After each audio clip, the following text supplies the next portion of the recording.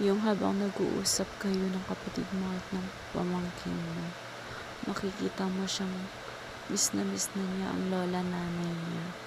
May nakita niya ang picture ni nanay. Sobrang saya niya. Yung bang akala niya ka-video call niya lang. Sa murang edad niya, hindi niya pa alam na ang nanay namin o ang lola niya wala na.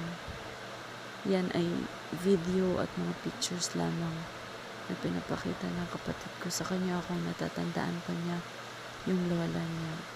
At so sobrang gulat namin sa kanya ay hindi ko napigilan ng mapaiyak. Dahil sa makikita mo sa mukha niya, mapuputa mo sa excitement niya. Excited siya nung nakita niya yung picture ni nanay. Hindi pa nga siya ng hug, kiss, at mayroon pa dyan na parang naiinis pa siya kasi siguro iniisip niya bakit hindi siya sinasagot. Pinapalo niya yung cellphone. Bakit di siya sinasagot? Duday, mahal na mahal ka ni nanay.